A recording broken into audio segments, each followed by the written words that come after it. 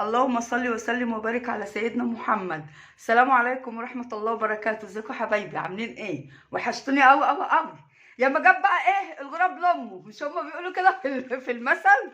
ابني بقى طلع فرحان قوي بالشنطه، بيقول لي ده انا جايب لك بقى حته ايه، حاجه بقى هتعجبك قوي، نفتحها بقى مع بعض ونشوف هي ايه. ماشي؟ يلا نفتح مع بعض.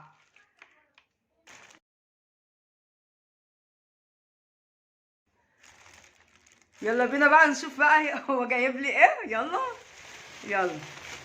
شايفين بقى شنطة جوه شنطة. يلا اما نقول شوف بقى ايه اللي جايب. الله، ده جايب حاجة بقى، انما ايه هتعجبكم قوي، هنعملها بقى مع بعض.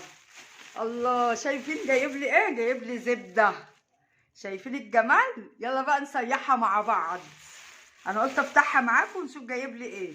جاب لي زبدة عقبال عندكم. يلا بينا بقى نسيحها مع بعض. بصراحة شكل الزبدة حلوة، خلي بالكم هو بيبقى فيه زبدة مغشوشة بيعملوها بدهن وبلبن، ويعني مش بتبقى حلوة، لكن دي قال لي يا أمي أنا جايبها من الناس اللي انت ايه، اللي انت بتشتري منها، عدى عليها فقالت له تعالى ايه خدها لمامتك. يعني مش أي حد تشتري منه الزبدة. شايفة الجمال؟ أنا بقى كلت كل بقيت دي. بحبها بعشقها بصراحة الزبدة. شايفين؟ سامعين؟ بتقول لي هاتي حته طيبه، وسبت لهم حته بقى هي تاكلها اهي. ما هي عشان حامل احسن تطلع في العين حته زبده، لازم اديها لها. بصوا يا حبايبي، هنحط بقى ايه شويه ملح صغيرين، يعني ما تحطوش حبه كتار، دول زي 3 كيلو. بصوا حبه صغيرين قوي بس. تمام. البنات بقى اللي لسه بقى متجوزين بقى وما يعرفوش تسيح الزبده يجمعوا حالا بقى ويتابعوني. تمام. والله العظيم انا بعمل كده عشان خاطر البنات اللي لسه متجوزه، صدقوني، لان انا بنتي اصلا ما كانتش تدخل المطبخ ولا بتعرف تعمل حاجه في المطبخ، فهي بتتفرج برضو معاكم وبتتعلم برضو مني وبتعمل. بيطلع بصراحه الاكل معاها تحفه. قاعدين بوريها بقى الزبده عشان لما جوزها يجيب لها.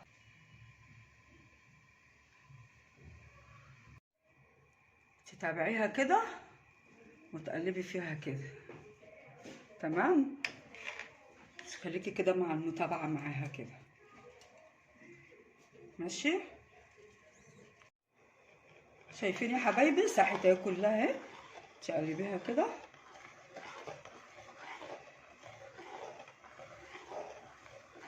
اللي طالعه فوق دي، اللي طالعه فوق دي المرطه، اللي طالعه فوق المرطه.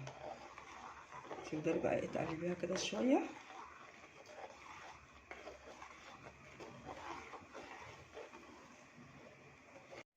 حبايب قلبي بصوا لما فارت كده نلحق بقى ونوطي عليها بسرعه كده. تمام. اول ما فارت تروحي موطيه عليها ترجع تاني. اللي فوق دي على فكره المرطه زي ما اتفقنا.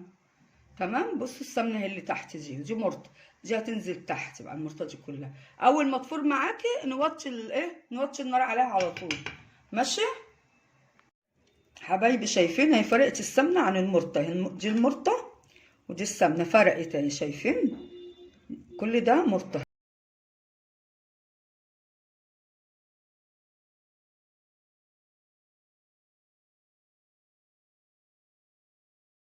كده خلاص استوت.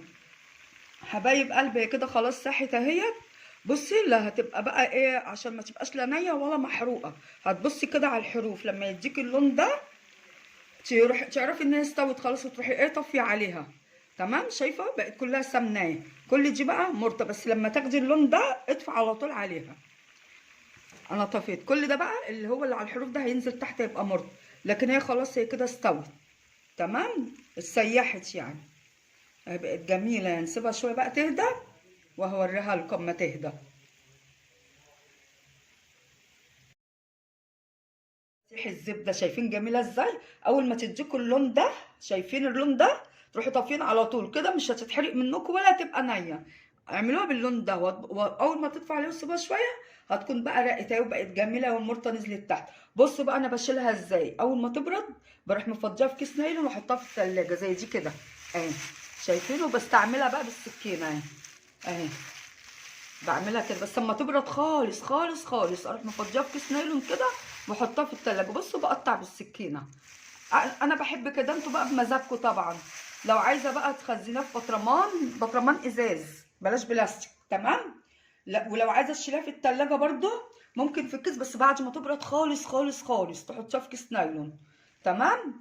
لو عجبتكم بقى تسيح الزبده بتاعتي ما تنسونيش بقى والنبي اللايك، مش هوصيكوا على اللايك والشير والاشتراك في القناه ليصلكوا كل جديد مني. والسلام عليكم ورحمه الله وبركاته.